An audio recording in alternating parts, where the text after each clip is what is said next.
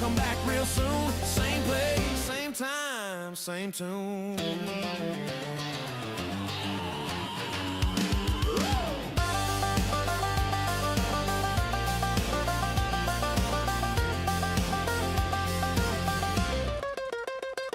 From the booth to the field, every Saturday feeling you home.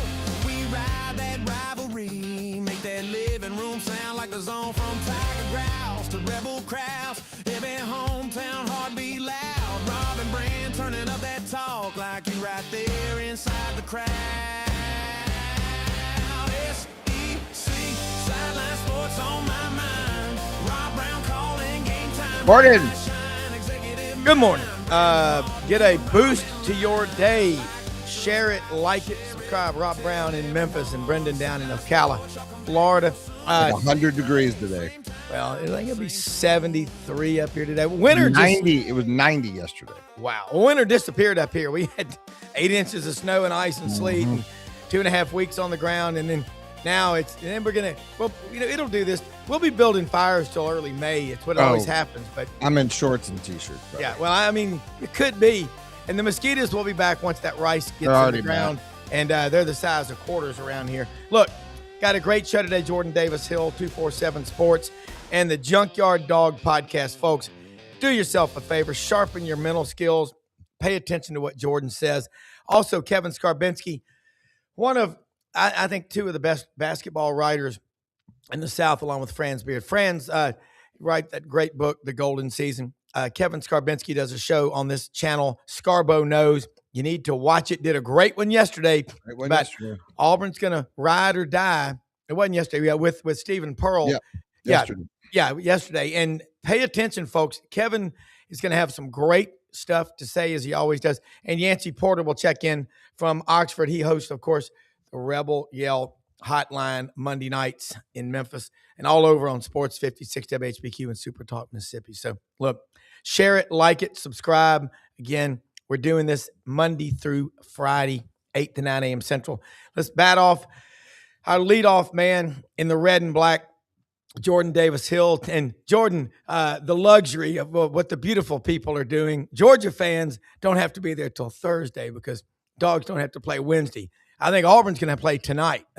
It's been a rough season, but let's talk about Mike White's. This is year 4, correct? Man, that just flies by. Give them a grade right now. Was it 21 or 22 wins? Yeah, they won 22 games, which that is a new Georgia record for wins in a regular season. And I mean, that one that tells you the state of Georgia basketball, that's the number to hit. But yeah, I mean, I think for this year alone, Mike White deserves, I would probably give him an A. You know, there were a few games that they let go that they probably should have won. I think about Ole Miss at home. Georgia hit 15 threes and just didn't play a lick of defense on the other end and lost to a team that I think ended up with 4 conference wins. There were other opportunities along the way, but they've done a great job. And this was a team I was talking with some folks over on the Junkyard, our message board. Before the season, I had them around 18 wins. I thought they'd be just out, on the wrong side of the bubble when the season was over, because we were looking at a team that you lose Asa Newell, who's a top 20 pick in the draft, or maybe top 25. You lose Silas Demery Jr., one of your better players who transfers to UConn and has been really, really good for UConn this year. And, I like the players they added in the portal, but I just wasn't convinced it was going to be at the level that they were last year. And I think this team as a whole, I think is better than the team they had last year that finally broke through and went to the tournament for the first time in a decade. So Mike deserves a lot of credit. This was really, to me, the year that was going to determine how the rest of his tenure went. And that was largely losing Asa, losing Silas Demery Jr., losing Eric Pastrana, a guy who coached with him at Florida. He left for Miami. It kind of felt like, if you make the wrong moves, if you don't build a roster that can compete, you could be trending in the wrong direction. Mike deserves a lot of credit. He's done a fantastic job. And I mean, we're talking about the most, sustained success for Georgia since probably Hugh Durham was the coach. I mean, I would agree with that. I don't know that we can really say Jim Herrick, because there's asterisks now by a couple of his best seasons. Well, you look at this staff that he's got, and there's always going to be guys coming and going. Recruiting, how he's building this roster, that's impressive. Is he starting to make headways, in your opinion, just in the metro Atlanta area, which is close to 7 million people? Not really. I mean, they really haven't recruited Atlanta or the state of Georgia super hard. Really, a lot of their success, one, has been with ties going back to the state of Florida. And I mentioned Asa Newell a minute ago. That worked out it was kind of a two-headed thing of how it worked out. One, Asa grew up, he's like 6, 7, 8 years old in Athens. And then he and his brother and his family moved down to Florida. And that's where Eric Pastrana and Mike White, I think really probably more so Eric Pastrana, kind of had a relationship with them when he was growing up, or at least, early high school kind of age. And then the other thing, and I've talked about this on before, we got a lot of people that are kind of worried about Georgia's high school class for the upcoming season. They haven't signed anybody, but I think they really went into this year and said, look, we've had our most success in the high school part of recruiting after the season. I mentioned Silas Timmery Jr. He was going to go to USC after that basketball season. One of USC's guards decides, I'm coming back for another year. Yeah. And all of a sudden, Silas says, all right, I'm going to look around. He winds up coming to Georgia. Blue Kane is going to go to Georgia Tech. Well, Georgia Tech fires Josh Pastner. Okay, Blue opens it back up. He comes to Georgia. Samto Cyril, who yesterday was named to the SEC All-Defensive Team, he was going to go to Kentucky. He was Kentucky's first commit for John Calipari in that class. John Calipari goes to Arkansas. Samto opens it back up, and he comes to Georgia. So I think that they came into this year and said, look, we're going to really focus on, trying to add high school guys after the season. And now, it was a gamble. If this season doesn't go well, it's harder, I think, to sell those guys on coming to Georgia. But they've had a fantastic season. They're getting ready to go to the NCAA tournament for the first time in back-to-back seasons since 2001, 2002. You got a lot to sell. And I think once they actually, the numbers are in, pencils down on this high school class, they'll probably have 2 or 3 guys that are fairly capable and guys that could contribute next year. Quickly, we won't stay on it long, but is the Georgia Collective NIL for basketball all in? I think so, and I think it's a situation you have to understand, how you want to use your resources between football and basketball. But I think what's really helped is you've been able to show results. And I think that this is a year, again, even outside of like NIL stuff, my thing that I've told y'all with other sports is the Field of Dreams thing. If you build it, they will come. I mean, Mike White has shown, if you're going to give me the money and the financials to go build a team, we're going to build a team that can make the NCAA tournament. And I think that's really what is the realistic goal for Georgia basketball year after year. Make the NCAA tournament. I mean, my thing is make the NCAA tournament 2 out of every 3 years. Go 2 out of every 3 years if you're Georgia. So yeah, I think that they're bought in, and it's interesting today. Seeing some reports. I look at a school like South Carolina. It sounds like they're going to probably keep Lamont Paris. And it sounds like, they're saying we're going to give them more funding. I mean, that's really, sometimes it's not firing a coach is the worst thing you can do for them. It's taking away all their money. I mean, I don't think Lamont had very much to work with as far as putting a roster together. I think that Georgia's done a good job of giving Mike White and his staff what they need. And Georgia doing a good job of saying, all right, these are the realistic guys we can go get. I mean, you look at the guys who have been good this year they got from the portal. Jeremiah Wilkinson, a kid from Cal team that I think won 12 or 13 games last year, a kid from Georgia. Probably the best example is Smurf Millender, a guy from UTSA who had played at South Alabama. These aren't the top of the line, if you were rating the transfer guys, 5-star guys. But Georgia knows how to scout those guys and say, this guy could really work in our system. And for the most part, a lot of those transfers they've gotten have done that. Yeah. It is so hard roster management. And, football, everybody talks about the GM or player personnel director, but basketball, you only have 13 scholarships. Most schools carry 10 or 11, maybe. I mean, I don't know what the roster numbers are at Georgia, but looking at that, Mike White can take advantage too, because, Auburn had been just dominating that Atlanta area.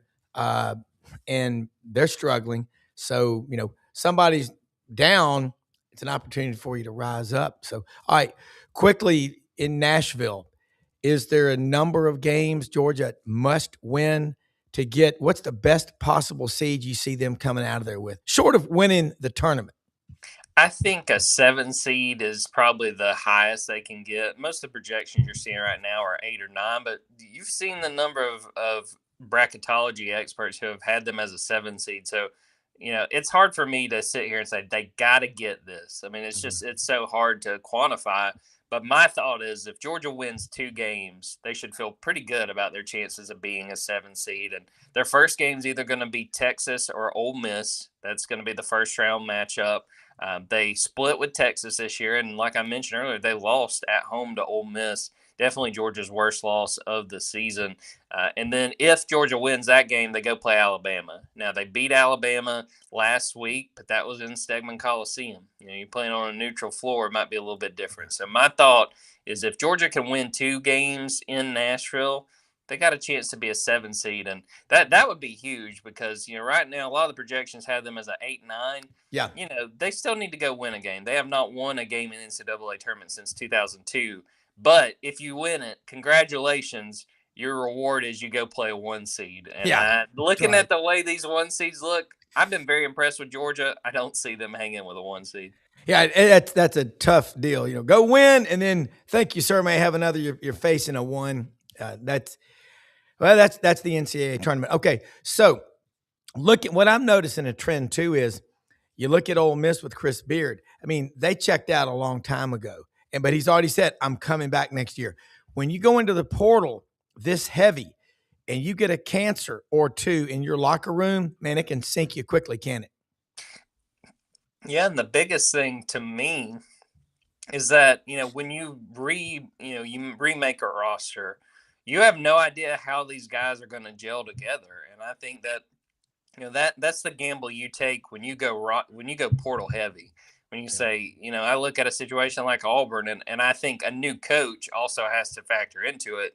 But they pretty much have a brand new roster besides Tahad Pettiford. Yeah. And I think that just did not gel the way they thought it would, even after what I thought was a solid start, playing really tough competition. But yeah, I mean, that's really the thing is, you look at Georgia, let's say that, that they make the tournament. Let's say they win a game and they lose.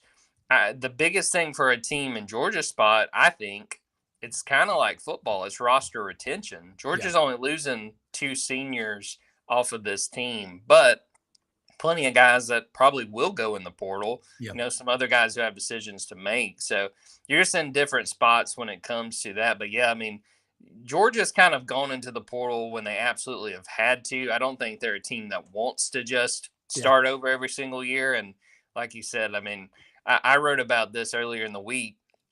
Going back to my preseason SEC picks, the team that I was the most wrong about, I was wrong about plenty of them, but Ole Miss. I mean, I kind of thought it'd be, reload and, build off of a Sweet 16 appearance last year, and that didn't happen. And all of a sudden, a situation that I didn't really think we would see, kind of wondering about Chris Beard, but not Chris Beard getting a better job.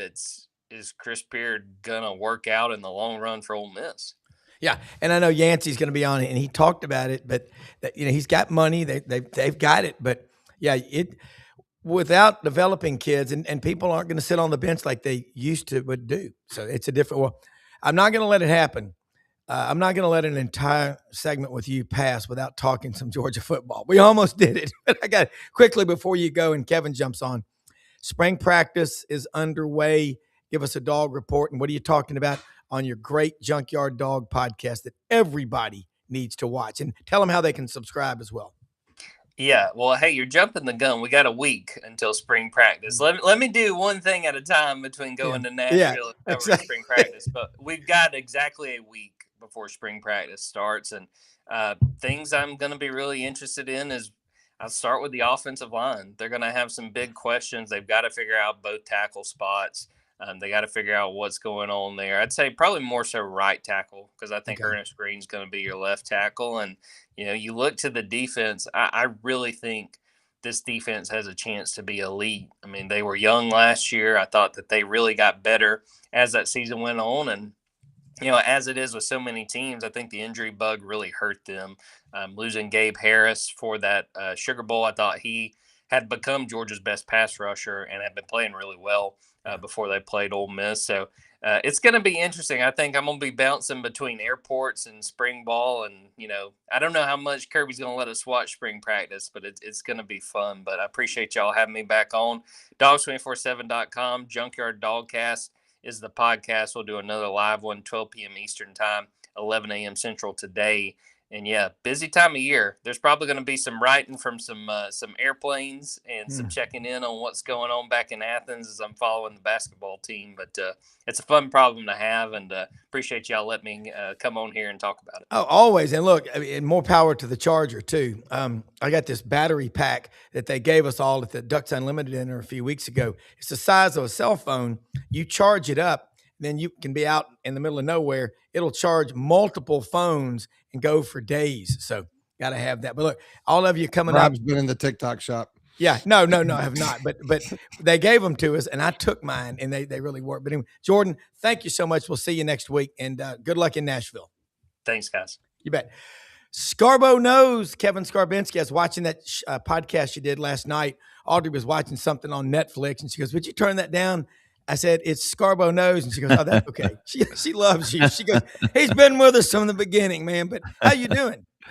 I'm good. A little rundown after doing the pregame, postgame, and halftime shows for 42 high school championship games last week, semifinals and finals, 7 classifications, boys and girls, 56 teams. It's an incredible event. If you love high school basketball, if you love basketball, you ought to come to Birmingham one year just to take it in.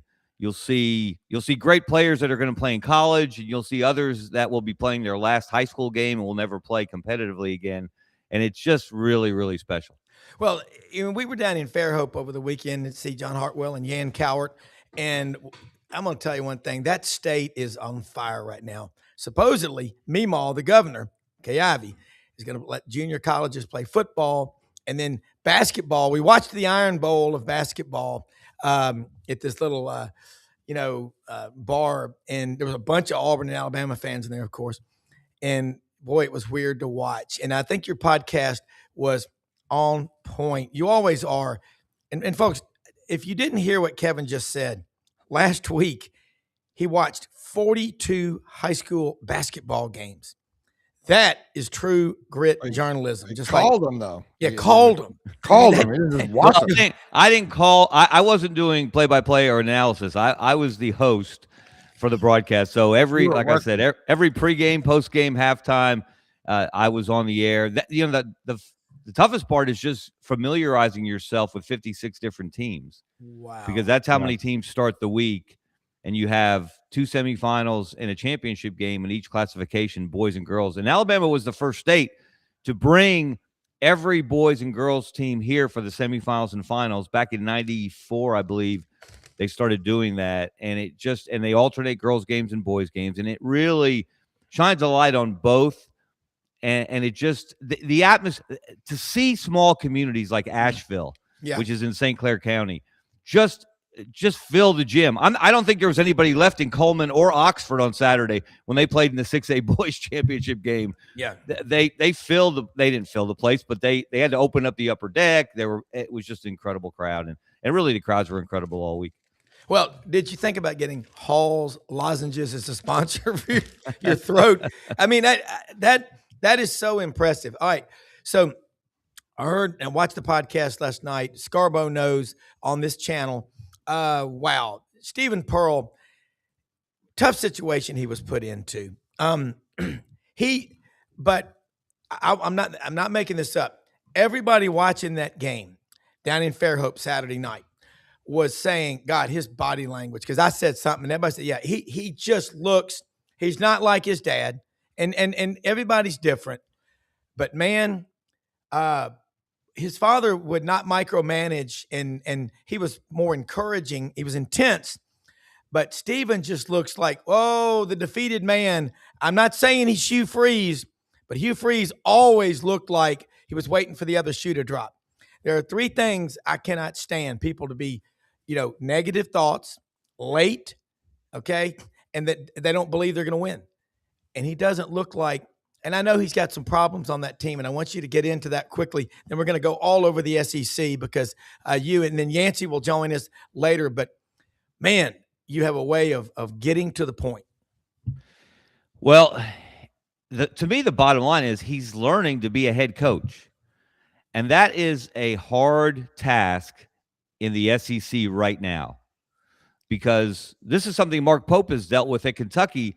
You came into this league as a head coach at the height of this league's basketball powers, when you've got more good teams than ever, more elite teams than ever. Florida won it all last year. Auburn was also in the Final Four. 4 teams in the Elite 8, 7 in the Sweet 16, 14 in the tournament last year. They're going to get 10, 11 this year in the tournament. Yeah. So that's not really the place you want to learn on the job. And like so many coaches' sons who follow in their father's footsteps, he would have been better off going to coach at a Middle Tennessee or somewhere in a mid-major. So you make your mistakes out of the spotlight. He didn't have that opportunity, so he's got to figure it out on the fly. And the people who say, and I'm going to defend Stephen here for a second, the people who say, oh, he inherited a Final Four team. No, he didn't. No. He inherited one player from a Final Four team. One player in Todd Pettiford, who had to play a very different role this year. Last year, he was the little brother just having fun with his big brothers. He could come in off the bench. He could light it up and score a bunch of points in a hurry. This year, he's had to take on more responsibility, and he hasn't always been up to the task. And then you bring in a lot of other players that just haven't meshed well. Auburn's gone from having the best chemistry, some of the best chemistry I've ever seen on any team in any sport a year ago, to having some of the worst. And that is a problem. They're talented enough to beat just about anybody. You beat Florida in Gainesville. You beat St. John's on a neutral floor. You beat Arkansas. They have quality wins. The problem is the chemistry is not good. They don't like each other. And I'm not saying this is universal, that every player dislikes the other. It's not 25 players, 25 cabs, like they used to say about some Major League Baseball teams. Yeah. But there are guys that don't like each other. There are guys that don't like the coach. And I said this on my podcast yesterday. Someone who talked to an Auburn player early in the season, the Auburn player said, and this is a good player, this is not someone who's a problem, this is not someone who creates issues, said, we didn't sign up for this. We signed up to play for BP, who is Bruce Pearl, of course. And so there's that. I wonder how much of a sense of resentment there is that coaching change took place the first day of practice, and the players didn't really have a chance to go anywhere else. Where were you going to go at the end of September? There were no roster spots available at comparable programs. So that's what Bruce Pearl did. He not only locked in Stephen as the head coach, he locked in the roster for the year. And then they overscheduled for that roster. It's a bad combination, and that's why they've fallen off the way they have. Yeah, but I've seen – I said this early on. I said, well, he put Auburn in a no-win situation. And Matt Dean talks on this show so much about just even at the D3 level, the 18 inches moving left to that head coaching seat is a monumental shift. It is so big. And if you're going to make your mistakes, if you have to make them under the microscope of Auburn, the SEC, it's a no-win deal. And I'm with you. You can tell these players are not all as one. There's no Dylan Cardwell. There's nothing. And I also think that a player like Todd Pettiford, if they really want to go and they struggle, you got to let them go. We all remember the girlfriend, if it was meant to be, it'll be. Let her go. She wants you, she'll come back. Same thing with dogs and cats, I just, nothing about this team makes, and I want, if you're a fan, you want to see Auburn win. But it's tough. Well. It's a tough. Stephen, I don't know him. You do, but he was put in a horrible situation. So you're gonna have to see, like you said, next year. And I'll say this: he does understand that though he has a 5-year contract, he does not have a 5-year window to prove himself. I've heard him say he really believes he has about 2 years which means one more year, to prove to people that he is capable of doing the job at the level it should be done. So his window has tightened to get that done. I believe he'll get next year, and he should get another year. I think it's foolish people suggest. I've heard Auburn fans suggest, look, cut the cord. It's not working. We've seen enough. That would be a mistake because Stephen, this is not his roster. Bruce was the head coach when they put the roster together. Yes, Stephen was a part of it. He was the associate head coach, but he wasn't the head coach. So Bruce was primarily responsible for the roster and the schedule. And that's why I say Bruce bears some responsibility. I would like to hear Bruce Pearl, who loves to talk. We all know that. I'd love to hear him take some responsibility for this Auburn season. When it's all said and done, and probably now is not the time, but when it's all said and done, when they lose, whether it's in the NIT or the NCAA, and for Bruce to offer some reflection here and say publicly that he put Stephen in a difficult position. Yeah. And I don't know that he'll do that. I wouldn't hold my breath. Yeah, well, I live by a motto. It's pretty simple. Stay out of politics, stay in production. Okay? Your basketball coach. And that would help. But you're right. I love that. Bro, you're not putting that genie back in that bottle, Rob, with Bruce Pearl. You know that. Yeah, but I mean, it's just what it is. Kevin, let's look around the SEC. I mean, it's Florida ran away with the title a while back. Todd Golden, hell of a coach. I mean, I know he and Stephen Pearl are friends. That's it. They're completely different as coaches so far, but Todd Golden went out and coached at San Francisco. He'd been around a while. I'm a big fan of his. I like his style, the way he coaches. Another one that I'm kind of impressed with is Dennis Gates at Missouri. 2 years ago, remember at the end of the season? Yep, they're going to do it. They have done it. 0-18 in the SEC. And look at them now. Got a couple of 7-footers on that team. Nobody talks about Missouri. Will you? Well, Dennis Gates is a proven head coach. Yeah. And again, he did it at a mid-major before he got to the SEC. There you go. And I think that's so valuable for a coach's progression. I think he's one of the better coaches in the league. And you guys know what I think of Bucky McMillan. I've known Bucky since he played at Birmingham Southern. And his career philosophy always was he was never going to be an assistant coach. And this is going to sound silly, but he was coaching when he was in high school. He was coaching summer travel teams. And I've had long conversations with him about this. All the things that you have to learn to do as a head coach, when to call timeout, when to substitute, when to change defenses. He's been doing that for 20-something years. Now, it was out of the spotlight. It was in gyms, hot gyms in the summer across the Southeast with travel teams before he got the Mountain Brook High School job. But he made his mistakes when very few people were watching, and he learned how to become a head coach. That's right. And that's why he's successful. I thought he could have been, if they had won, a marquee game or two, they didn't play the greatest non-conference schedule, and they didn't beat the better teams in the SEC. I thought he had a shot at being SEC Coach of the Year because they were picked 13th in the league, and they tied for 4th. Yeah. And they're going to go to the NCAA tournament, despite losing the entire roster. He had to put together an entire new roster after he got the job. He was the last Power 4 coach to get Power 5 coach in basketball to get a head coaching job. And the portal had been open for a couple of weeks, so he didn't have the pick of the litter. Those guys all are among the better coaches in the league. And that's another thing. If you're Stephen Pearl and you're a first-time head coach, you're coaching against some of the best in the business. And Todd Golden is as good as it gets right now. And, people – we talk about Coach of the Year. People say, oh, well, they were picked first, right? They've got the best talent. They should. How many 5-stars are on that roster? Boogie Fland, I think in 1 or 2 services was a 5-star, not a consensus.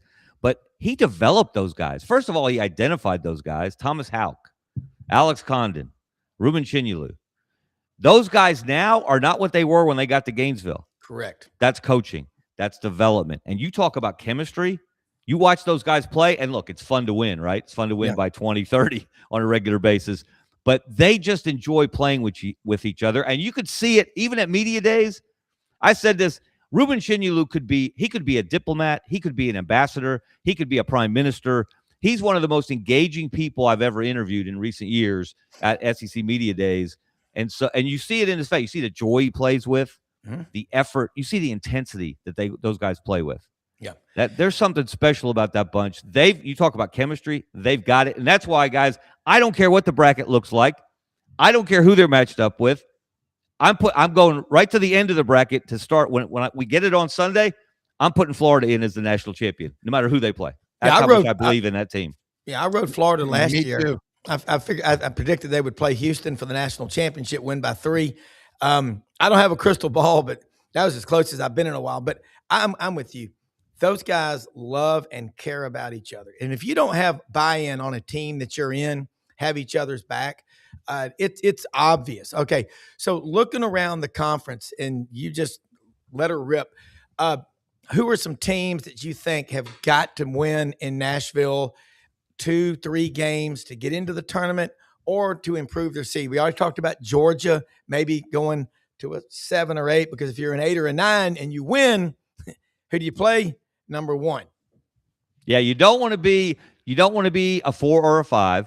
You don't want to be an 8 or a 9. Yeah. You want to hold off on playing the 1 seed in your bracket as long as possible, because the 1 seeds, once again, as they were last year, look really, really strong. Yes. And Florida's going to be one of those 1 seeds. Yeah. So that's why what Alabama has done down the stretch, winning all the games that they've won, they're on the 3 line right now, and I think they'll stay there most likely.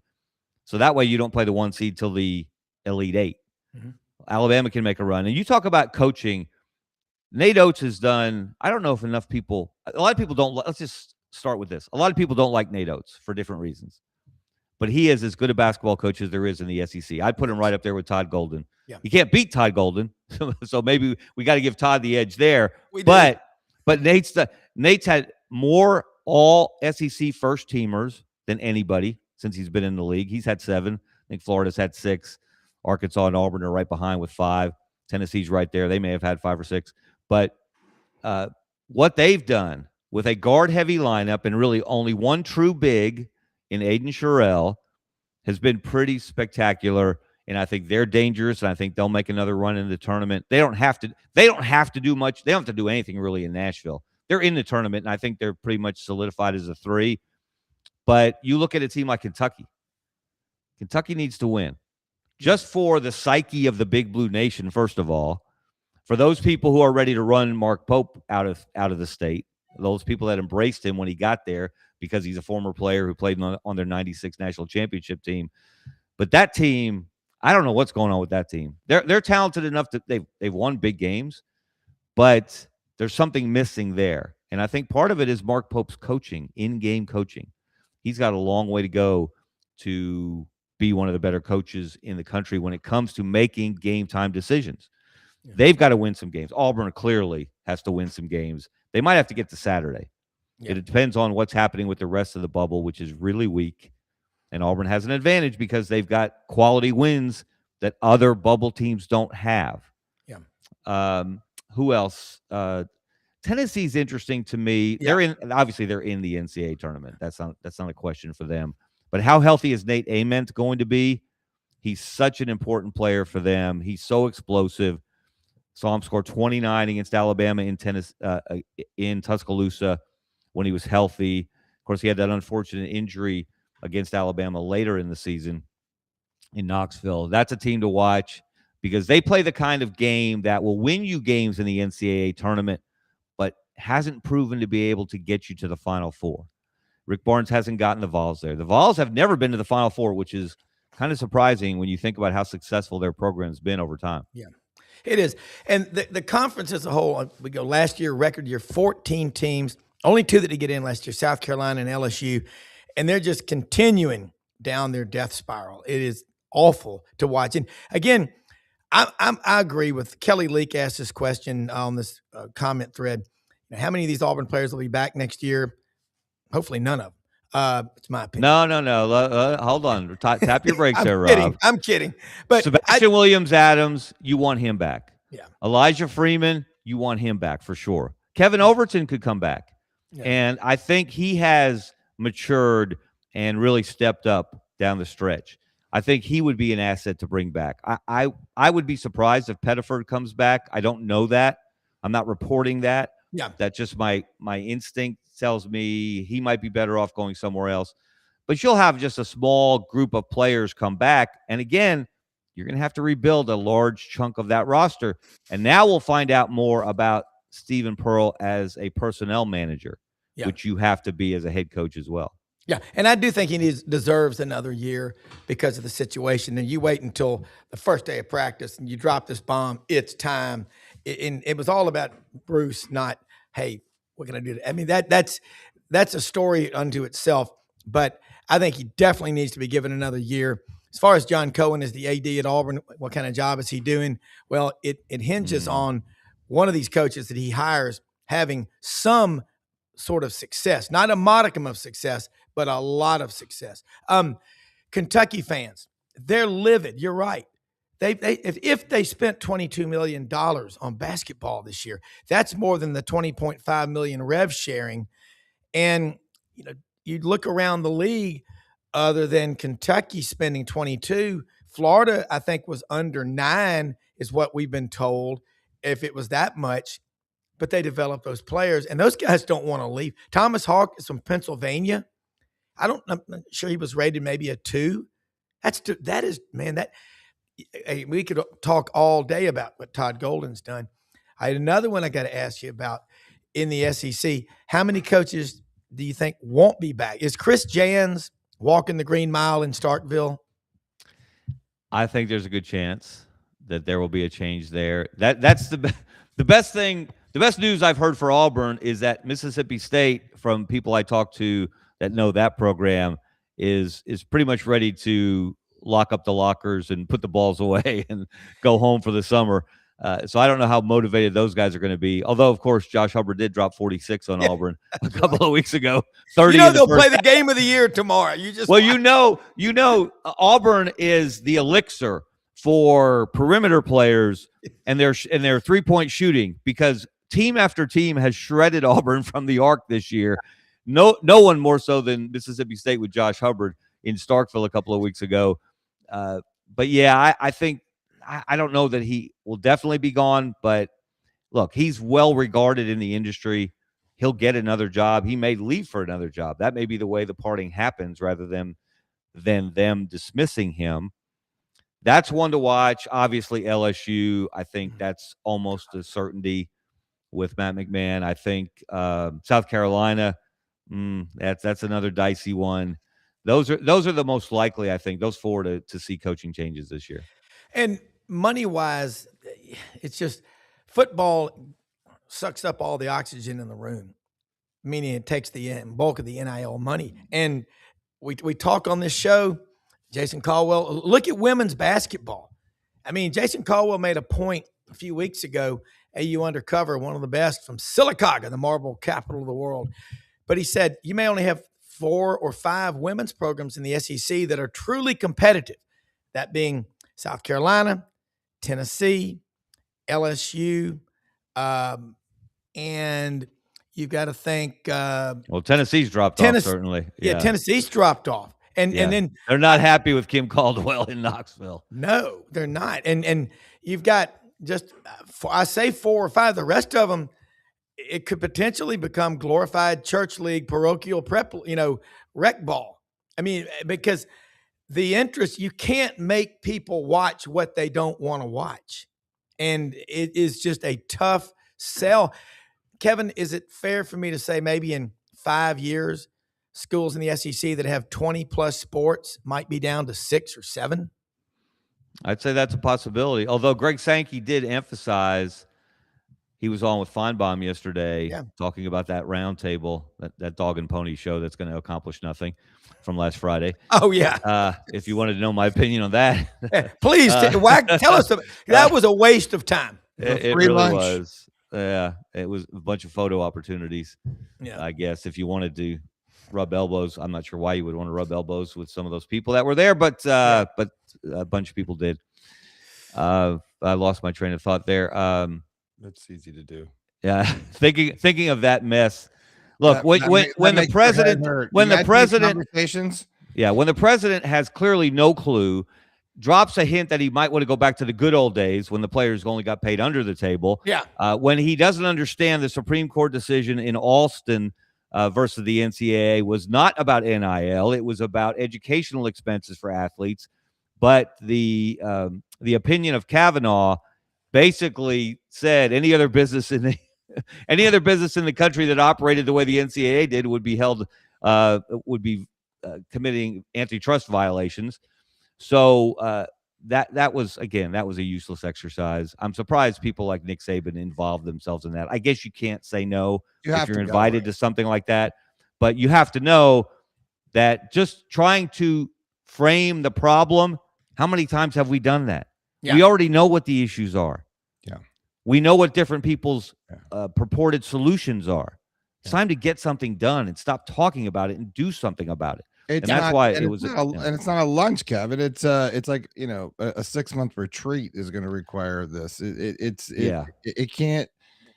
We've seen the old governor getting involved over in LSU this year. We've seen what politics get involved in this stuff. It does not make sense. That's why we don't generally put these things together, because it's never going to work out. Yeah. And I'm really curious what you thought, Kevin, about Sankey's comments in general yesterday about him just saying, but we got, we're going to make our own rules. I mean, we've been sort of talking about that for a while. Like, you're going to have to do something. Yeah. Well, that's where we started this this tangent on. Was Sankey did say on Feinbaum that they're not, the SEC at least, is not cutting women's programs. In fact, they've added roster spots significantly over the years. They've added revenue. They've added money to their women's sports programs. That's not a problem in the SEC. He voiced a concern that men's Olympic sports, think track and field, for example, that those are the ones that could be under the knife if they have to continue to pour all of this money into football and basketball to a lesser extent. That it's not the women's programs that are going to be in trouble, because they are very conscious of Title IX and what it requires, but the men's Olympic sports, those are the ones that might be in trouble. So we'll see how that goes as we move forward. This idea that the SEC is going to unilaterally set its own rules, does anybody believe that? No. Do you think they're going to put themselves at a competitive disadvantage against the Big Ten, who they're already trailing in the last, obviously, 3 straight national championships in football by the Big Ten by 3 different schools? So not, maybe not top to bottom, but certainly at the top, the SEC has fallen behind the Big Ten. They're not going to put themselves at a competitive disadvantage. They're not going to set rules on NIL, tampering, whatever it might be, that apply only to them. That's not going to happen. I find it hard to believe that would happen. Let me say that. Yeah. Hey, well, look, quick shout out real quick, Rob. Hey, One Stone Angel just checked in. We haven't heard from our guy in a while. We know he has been checked into, but we just won't tell his business. But he's been fighting the good fight. We wanted to say he made a comment. Welcome back. We haven't seen you in a while, One Stone Angel. Hope you're feeling better. Well, I agree, Brendan. I think I think the WNBA has ruined women's basketball. Look how they've treated the GOAT, Caitlin Clark. True. I just don't care. Yeah. To watch. I think that, Brendan, you're right. And prayers with you, One Stone Angel, every single day. Love you. And you're right about this. That treatment of Caitlin Clark, that's just crap. And I'm going to say this about the sports. In the business world, if you have a division in a company that continues to be non-profitable, you cut it. If you don't get the right people in there, you give it maybe a couple of attempts, you get rid of them. I look at numbers. I look at everything, profitability. That's all you look at, a balance sheet. If you know how to read a balance sheet, you're going to struggle. College athletics, if you continue to have to throw money down an endless black hole of non-profitability, how can you justify it? So to sit there, because of Title IX and all, South Carolina women's basketball is losing money. Even though they're winning big, they've got that monster contract with Dawn Staley. That's going to be the serious discussion. But I think the worst thing they did about that group getting together in Washington was they invited them to the White House. Let's be honest. Nobody's going to stand up and bark at the president. Just like a friend of mine told me about the longer Nick Saban was at Alabama. Every time these young coaches, they would go around the room and ask for input, they'd sit on their hands. People were afraid. The only one that really ever stood up hate him, love him, whatever, was Lane Kiffin. If you are not willing to speak your mind and tell people what you really see, then nothing gets accomplished. But Condoleezza Rice, somehow she is seen as an expert on college football because she likes college football. Why was she there? Not one current head football coach, Pete Cordelli, waxed about this yesterday. Not one athletic director. Nobody that's in the fight was there. That was a photo op and get off my lawn and yelling at the clouds. That's all it was, Kevin. That's well put. Not only that, no current players, no representatives of current players, no agents. Whether you like it or not, agents are major players in college athletics right now. Now that's not. It's not always. Not always for the good. Not always for the good. No. But there are good agents. There Kevin, are. I'm your agent. I'm going to be your agent. I'm going to be Rob's agent. I'm an agent now. I would love Brendan because Brendan, I got the best producer in the world. We all know what he does. Let me go negotiate your deal, Rob. Brendan could handle. Brendan could do it, and Brendan would do it right. Yeah. Brendan's the problem is, the problem is you've got too many people who are unscrupulous that are taking advantage of the athletes and their families because they don't know the ins and outs of this game, and that's why agents should be regulated. They are regulated in the pros. Are they not? Yes, they are. Absolutely, they are. They should be regulated at the college level as well. Rob, I have a question for you then. Yeah. Okay, and this is for all of us. And excuse my, naivete here. But it seems to me that it's not just the NCAA, it's not just the SEC. It's each team is its individual business. So it's a conglomerate of businesses that don't have a level playing field, right? Yeah. So to me, it's like first thing you got to do is delineate the playing field. Like we got to boil it all down and see, who, like you're playing golf. What's your handicap, right? It's like, like how do we make this fair?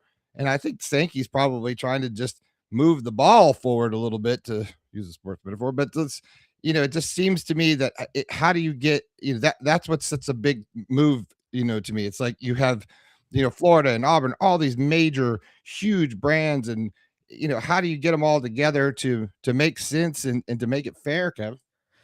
Well, that's the problem right there, is getting the individuals to see the greater good for the group. And that was something that Mike Slive was a master at with the SEC. He was. Competing interests, very different goals, different circumstances at every campus. They would go into a room and it might be 7-7, and they might bite each other's heads off and they might get heated. But when they walked out of the room, it was 14-0. Every vote was 14-0 when they walked out, and Mike could bring those different constituencies together. That's a special skill that not everyone possesses. And now you've got more schools. Now you've got 16 schools. You've got 18 in the Big Ten. You've got, 19 in the ACC, which makes it even more difficult to bring people together because you've got a larger group of competing interests. And how do you make them all see that what's good for the group might not be the best thing for each individual campus, but it's better for the group? And then how do you get the Big Ten and the SEC and the Big 12 and the ACC and the Big East in college basketball to see that what's good for the sport might be better for one conference than the other, but it's good for the sport? It's almost impossible. These are all competitive people. They all want to win. They all want to make the most money.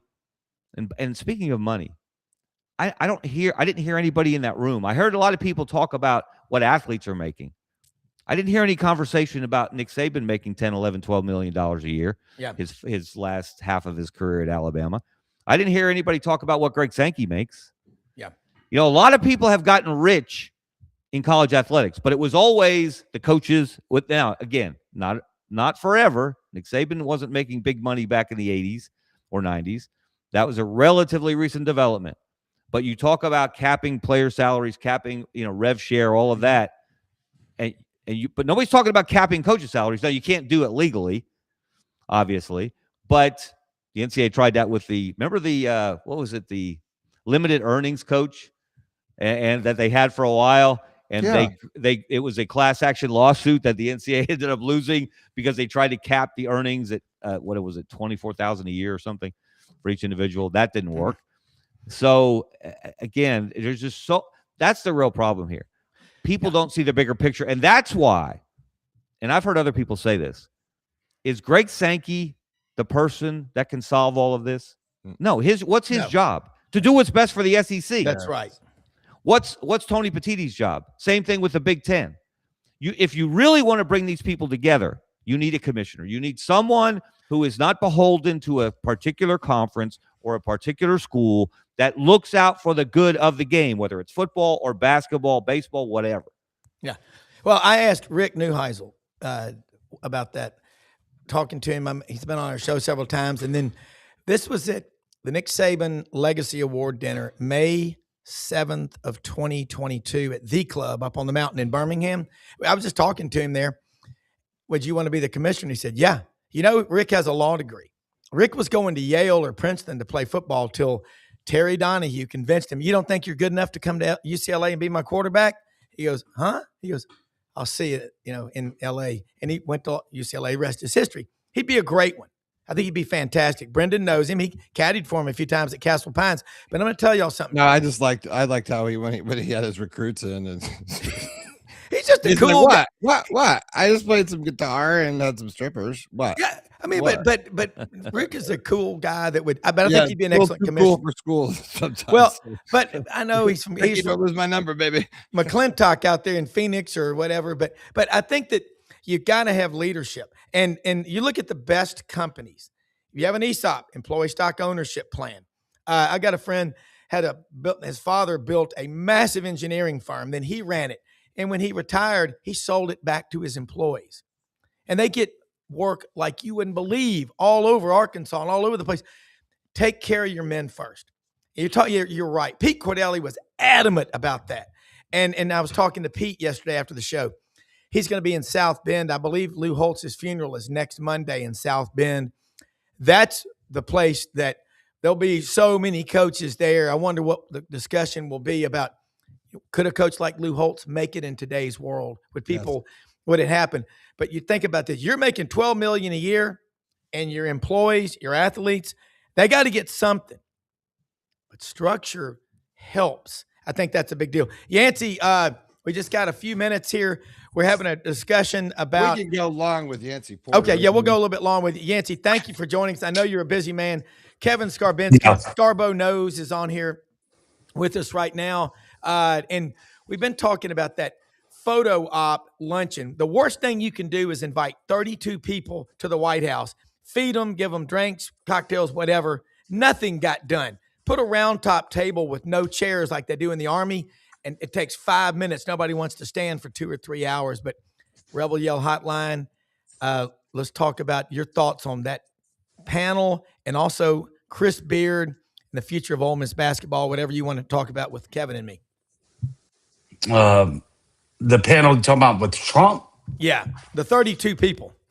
Yeah, I think a lot of the wrong people were in place to be there. And look, I'm a Trump backer. This is nothing against Trump. I just think he selected a lot of the wrong people to be on the panel. The last thing we want to do is to give the NCAA autonomy like it was pre-NIL. That's when we go back to protecting a handful of schools, let them buy players, and then everybody else goes on probation. Players like Trinidad Chambliss don't even get a fourth year to play. Yeah. I mean, they are really hell-bent on trying to keep him from having a fourth, not a fifth or sixth or seventh or eighth or ninth, as we've seen. Yeah. We want everybody to have a fair chance to try to win championships. And the NCAA is the most corrupt organization in the history of American sports or any kind of other field you want to go into. So the last thing that I want to see is the NCAA to be protected from the courts. Yeah. By the way, real quick before we go back to Kevin, John Hartwell and I had a long discussion with a friend of mine from college that went to Ole Miss. I wish I'd have gone to work for him in 1990, Jay Stern. We talked about you. That was one of the best phone calls. I mean, that thing should have been the 30 for 30, but you are loved by a lot of people, Yancey. Kevin, if you would respond to what Yancey just said, and we'll keep this going. Well, that's why we may need a new governing body. You do need structure. You need someone who's in charge. You do need sensible rules. That's why I keep saying this, and this wasn't my idea. I think Dan Wetzel first suggested it. that if you want legislation, this idea that you're going to have some omnibus bill that's going to address every issue that you have in college athletics is foolish. It's never going to get through Congress.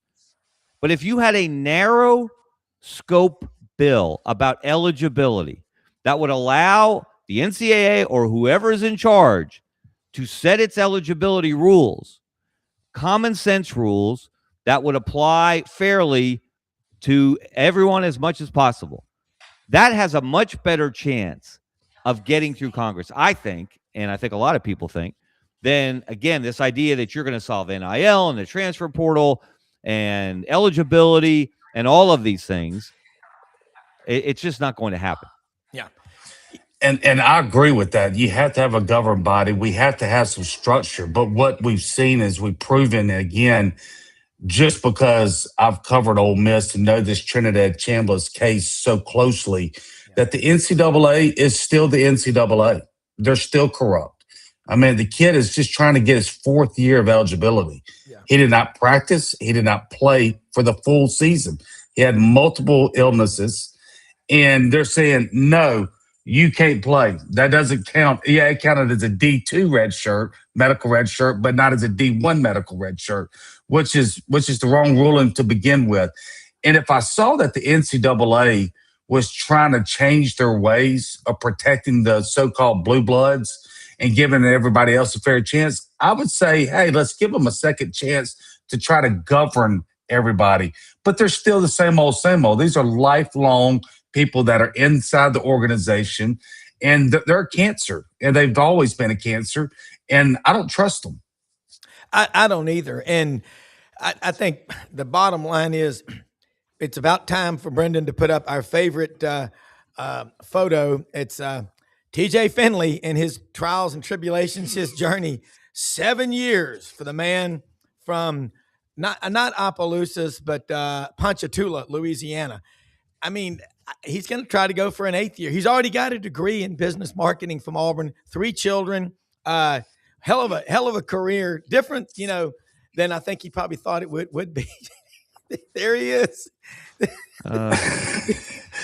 Is it so hard to have black and white rules? Yeah. Is it that hard where you have to have 80% is in the gray area where you can rule for this school or not that school? Yeah. It's like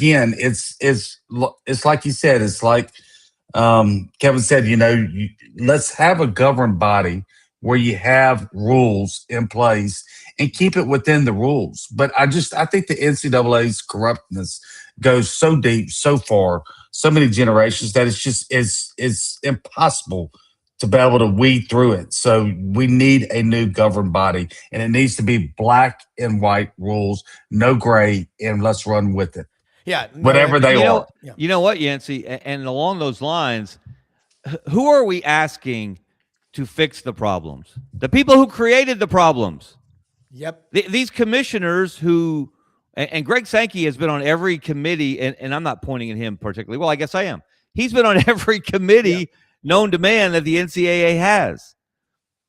And if they if the people in charge now had any foresight years ago to understand that you could not continue to raise coaches' salaries to $5 million, $8 million, $10 million, $12 million without compensating the players to some degree as well, they fought that tooth and nail for the longest time.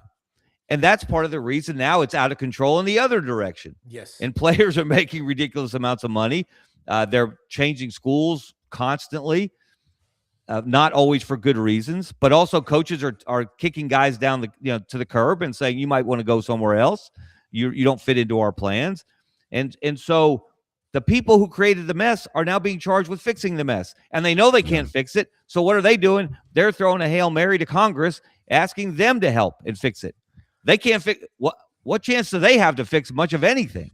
The only way you could do that is give the NCAA antitrust exemption, and that can't happen. So why is it so hard to just have contracts within college football, basketball, baseball, whatever sports, athletics?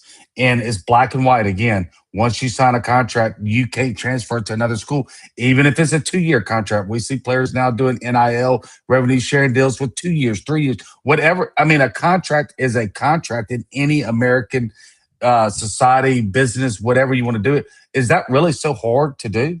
Well, you know what the NCAA reminds me of, and we've all got kids, the parents that allow their child out in a restaurant to scream and holler and throw food and throw a temper tantrum and allow that to happen.